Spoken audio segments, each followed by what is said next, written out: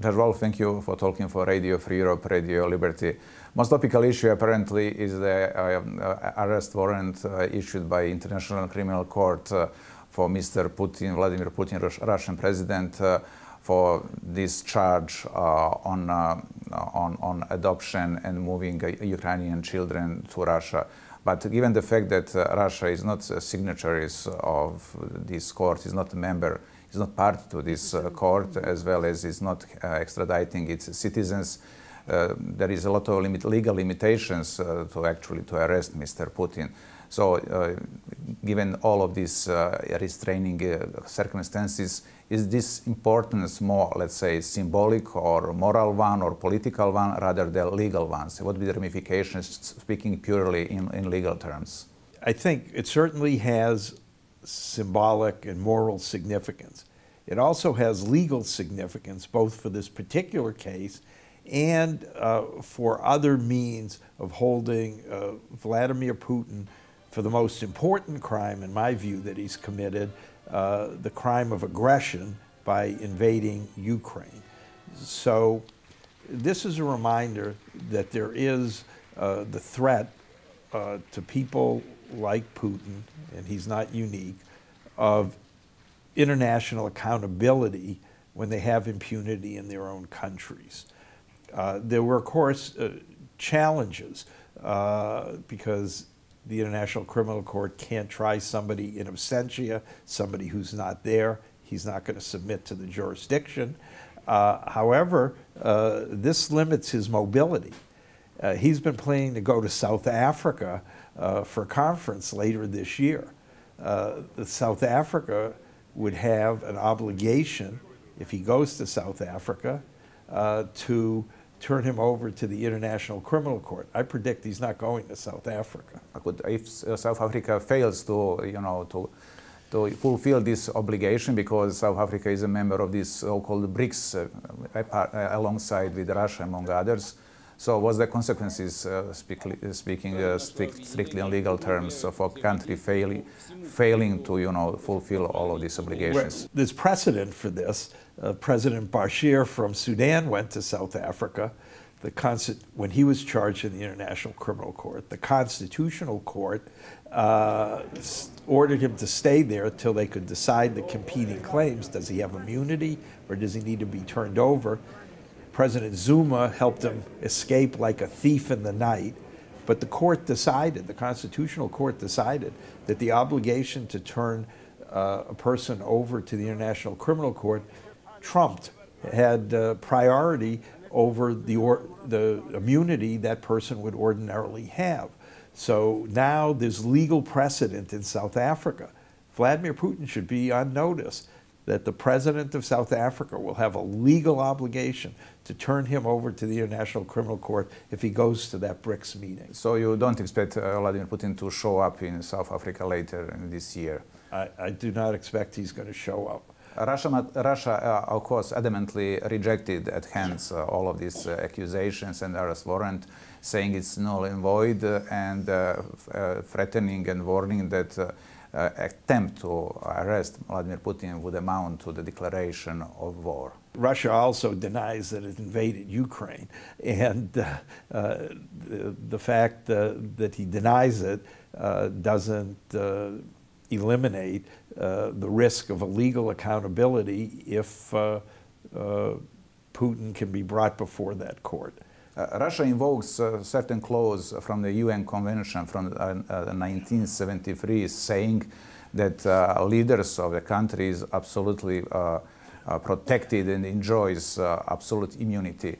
Is it true or not? It is not true because at that time there were no international courts. The way the jurisprudence has evolved is presidents and prime ministers have immunity from prosecution in national courts. Therefore, for example, under international law, Putin could not be prosecuted as long as he's president of the Russian Federation for war crimes by the Ukrainian courts. But the way the jurisprudence has evolved, presidents, prime ministers do not have immunity from prosecution in an international court. That's well established in the International Criminal Court.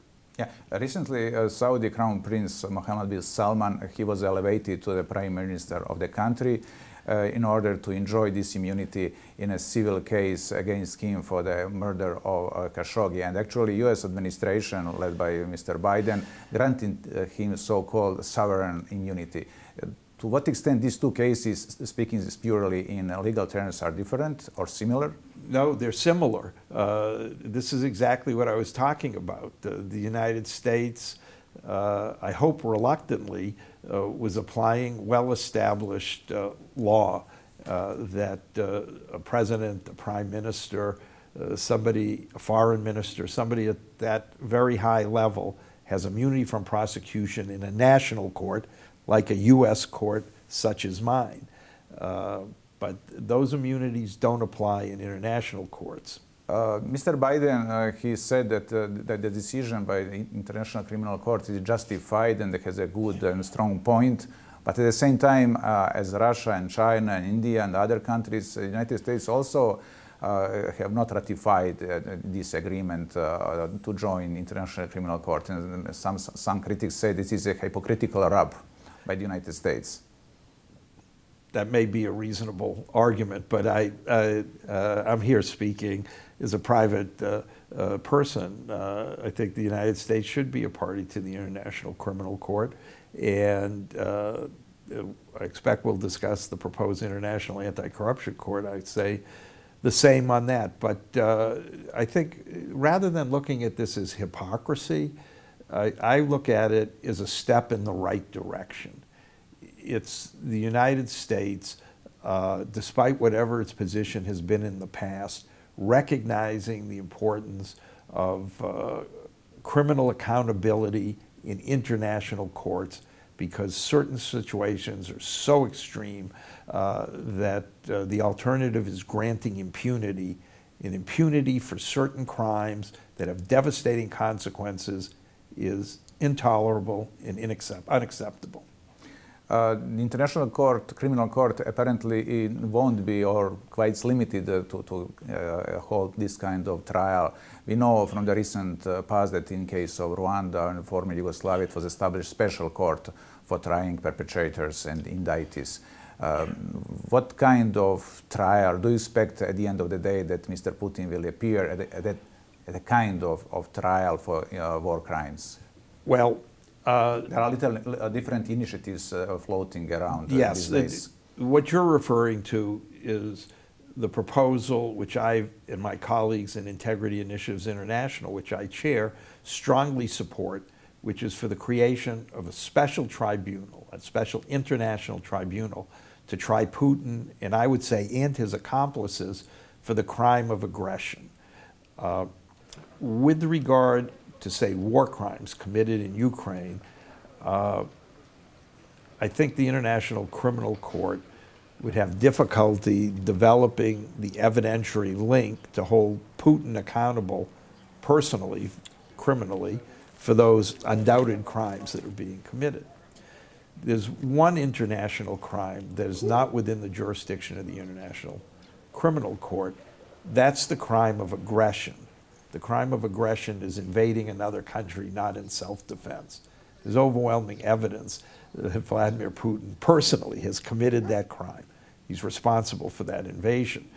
But at the moment, there's no international court in which he can be tried for aggression. So there are a series of proposals, one to create that court through the General Assembly of the United Nations, another led by former British Prime Minister. But Russia could veto as a permanent member of Security Council. Well, there's a way to avoid the Security Council. If you get 1/2, or some people say 2/3 of the members of the General Assembly to make a recommendation to the Secretary General without the participation of the Security Council, could enter into agreement with Ukraine. They could create the court. Unfortunately, they can't get even 1/2 of the members of the General Assembly to support it. There's another effort led by Gordon Brown, the former British Prime Minister, and colleagues in the UK to create the court largely in partnership with Ukraine. And I think there's a much more promising effort being made by the European Union, which involves many more countries, and by the Council of Europe, which would involve even more countries, to create this international tribunal, hopefully to be joined by other countries from around the world. But you know how it was difficult even to create, for example, the International Court for the former Yugoslavia, although it was endorsed by the Security Council and United Nations overall. But Milosevic, who was held responsible, eventually he was handed over to The Hague only by the decision of Serbian government. So still, if that court would be established, the question is how Putin will appear there, unless Russian government in the future would be willing to hand him over. Well, I can't predict the future. I can hope for what the future would be. But I would say the following. International law evolves. And with regard to the International Anti-Corruption Court, we're drafting a treaty, and I'm urging my colleagues who are international experts to consider the possibility of a trial in absentia. They recently had a trial in the Netherlands of 4 people charged with bringing down the airliner that killed innumerable Dutch citizens, among others. And only one of the defendants came. They tried the other 3 in absentia. The one who came was found not guilty. The other 3 were found guilty. But I would say, 1, it's important to bring the charge. 2, if Putin were to ever leave Russia, he'd be at risk of being arrested and brought before that special tribunal. And 3, the rules of the tribunal will have to be developed. And given the extreme nature, the extreme harm that's being done by this invasion, perhaps it would be regarded as appropriate to permit a trial in absentia where Putin can come if he wants to come. He can send his lawyers if he doesn't want to come. He can ignore if he wants it.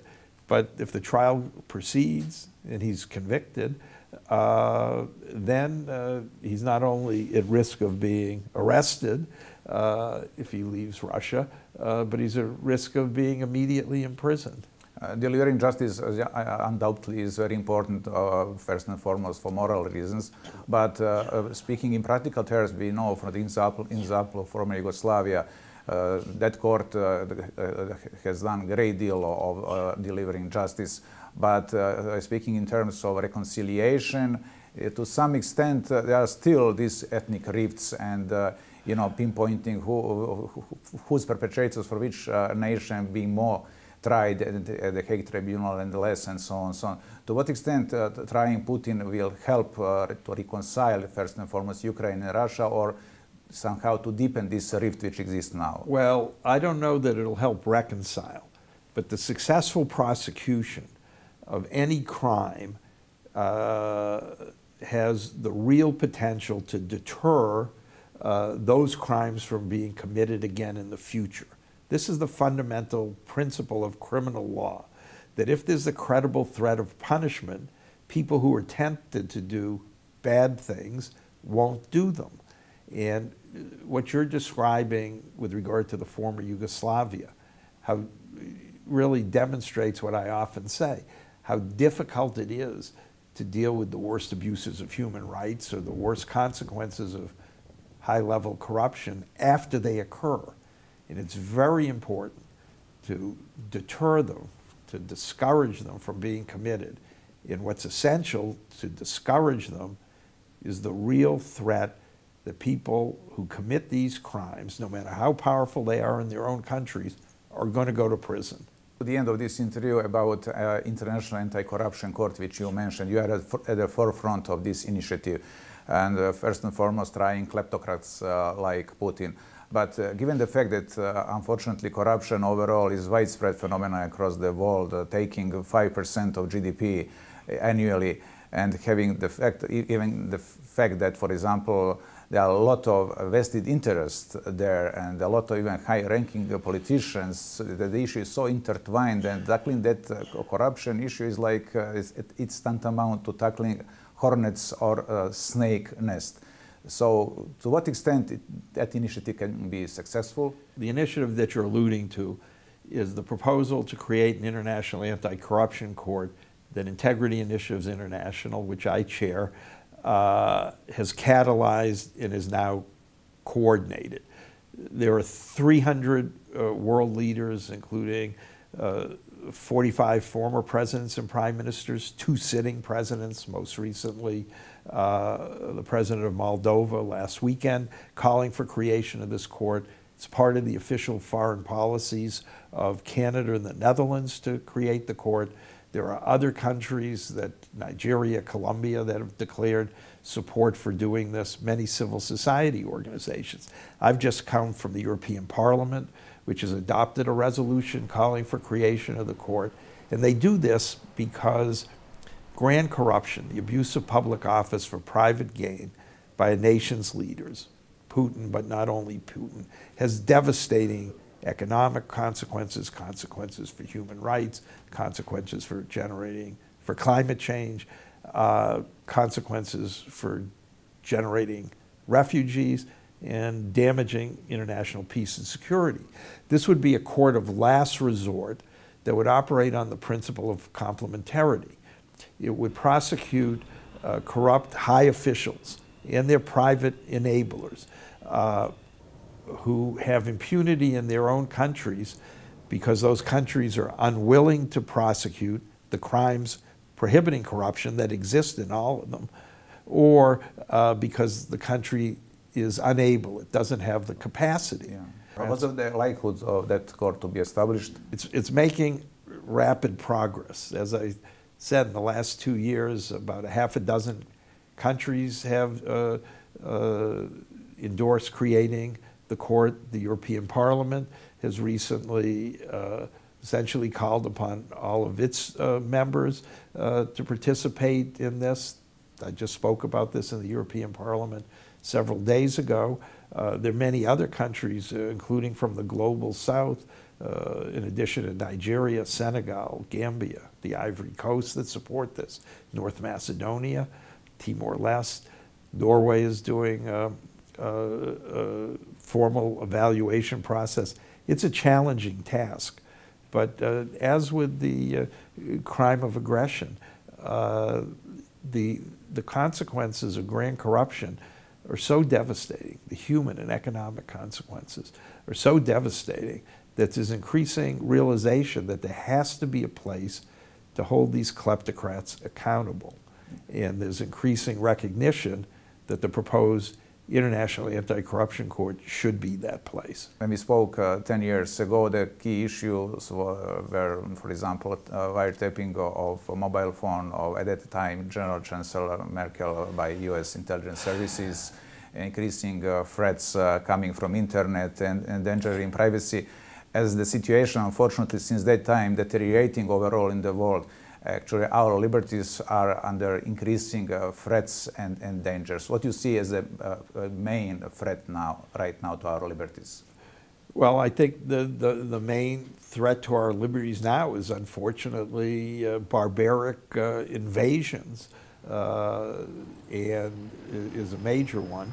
And the autocrats, utterly undemocratic leaders, are also kleptocrats.